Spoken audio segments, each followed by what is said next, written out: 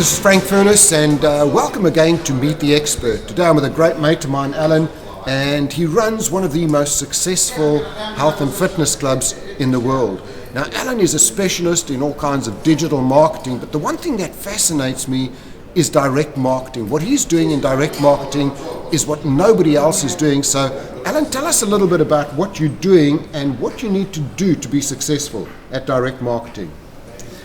If I was to pick, well, the number one thing is if you're going to use direct marketing, you have to have people who you're going to market to. I mean, the main challenge for direct marketing for us, direct mail, email marketing, mobile SMS marketing, but the most important thing is that you've got people that you can send your message to. We've built a database of 135,000 leads that we've collected over the last 10 years, and once we have those leads we can target them, and we will always get about a 1% response rate, Frank, about 1% response rate, so very, very profitable. But the real thing is getting the leads in the first case, and we do that through digital marketing, data capture through our website, SEO, so we get to as many potential leads as possible.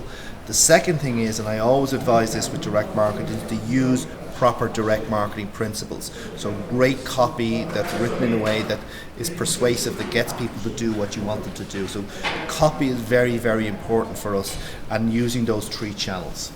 What about short copy versus long copy? Tell us about long copy, because I've seen some of your letters and also attention-grabbing headlines. It's an interesting one with copy. David Ogilvy, who was one of the greatest advertising people of the 20th century, had a quote, and he would say that, short copy is only for amateurs. That the reality is sometimes the reason that short copy is used is this perception that nobody will read it.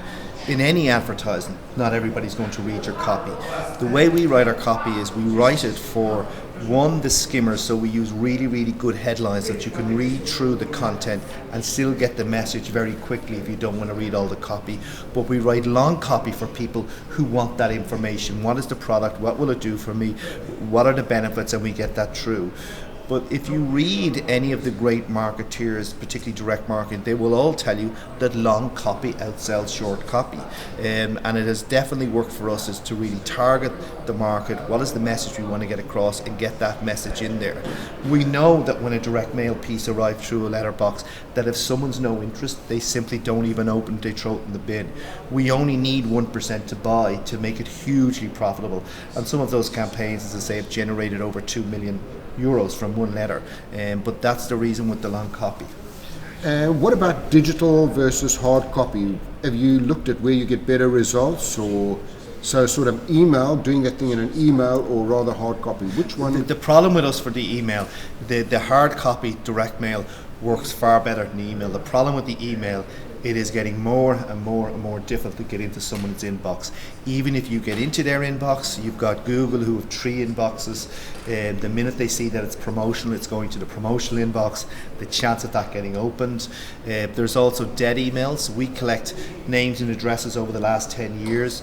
Many of the people still live in those addresses, still use those mobile phones. Many people change their email every year or two if they're moving company or whatever, and a lot of emails are no longer used. So while email is simple and easy and cheap to get out, we would never see the same response. Never. So we use it in conjunction. So we're targeting these people with direct mail. A week or two later, before a week before the end of a campaign, we will send out a couple of emails to remind that offer's on, and then we use SMS on the second last day to say, look, this offer finishes tomorrow. But it always starts with the direct mail. The one thing with direct mail, the postman does not decide whether to deliver a letter or not. With email, Google can decide, and Yahoo can decide, and Hotmail can decide, we're not delivering this, and they have control over it. And I know it's a lot more saturated than direct mail. If I go to my letterbox and there's 2 letters, I go to my inbox, there can be 40 marketing emails that no one just even looks at. So, any ideas on what you put on the envelope? Is it handwritten? What are some of the little secrets that you've learned? We've tried everything. I mean, my golden rule with an envelope is whatever gets the envelope opened. I'm not a fan of putting loads of pictures on it. We'll put something like a little messages, this offer finishes in 3 weeks, thought you might be interested in, or we'll try and make it look very official. Check must be returned by this date. We include a check, which is a monetary value that somebody can bring in and present at the club for €402 off an entrance fee, but the envelope would be a reminder everything's working together. For us, the better response, even though minutely, is when we use a handwritten note or a very short note that encourages someone to open that envelope. That's really it. How many calls to action do you have in a typical letter? In a typical letter, two-sided letter with a lot of content. There's a call to action above the start letter in a rubber stamp, which is a call to action and an expiry date. Throughout the letter, we might have 7-8 calls to action. We have the call to action with an early bird offer in the postscript. So we would refer to the call to actions and the expiry dates within the first 1-2 paragraphs, regularly throughout it and at the end as well, because we want to catch the skimmer. So the skimmer that looks at it very quickly sees this offer ends then, and I've got to call this number. This offer ends then, I've got to call this number. So we really get that out there, and the same in email constantly.